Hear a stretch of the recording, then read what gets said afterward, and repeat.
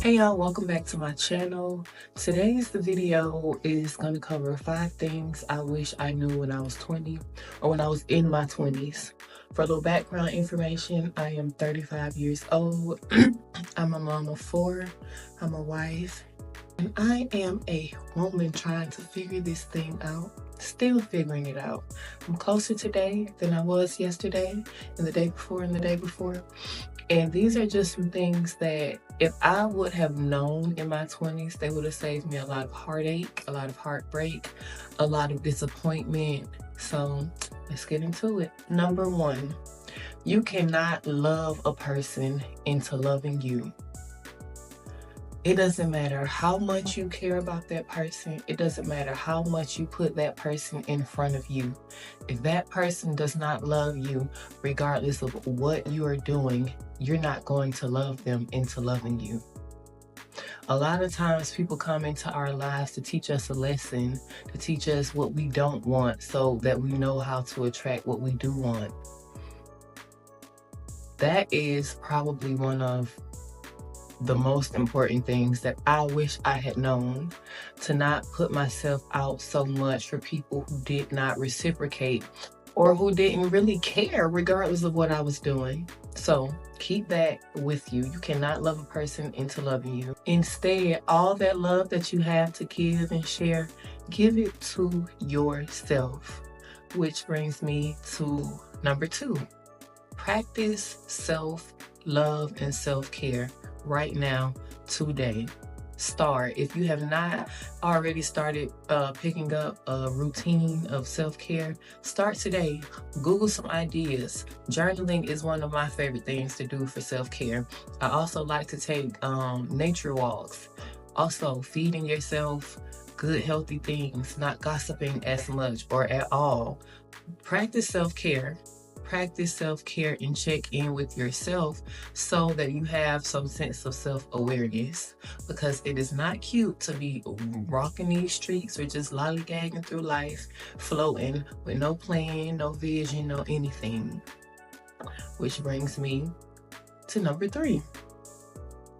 Have a vision for your life.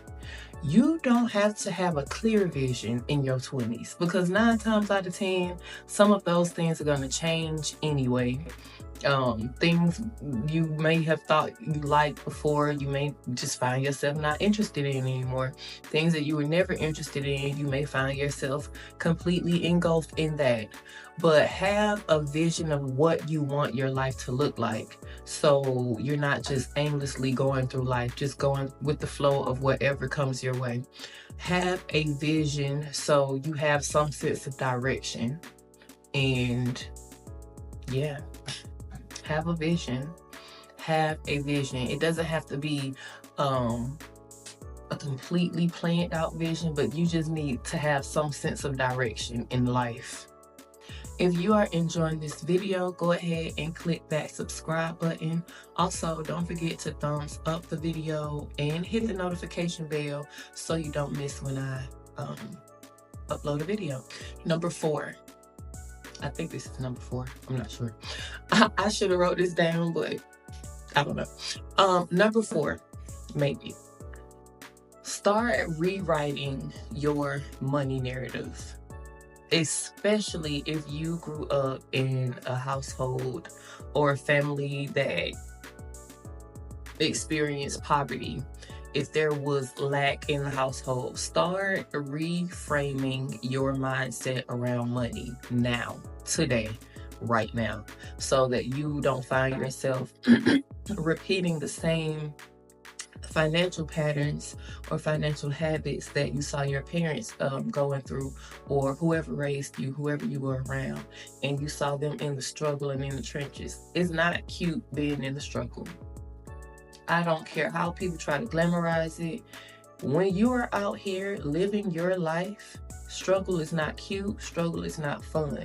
Start reframing your mindset around what you want your financial reality to look like, so that you can start planning accordingly, according to that vision that you have for yourself, to actually actualize that financial reality for yourself. Because It's just the struggle ain't cute.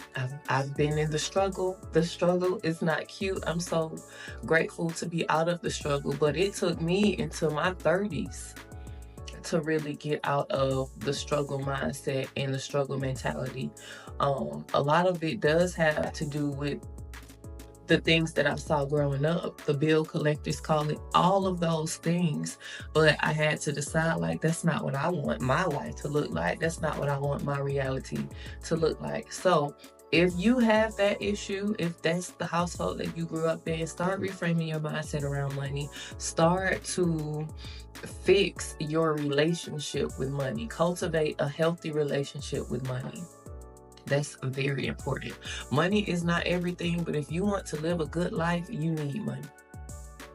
I don't care what nobody tells you.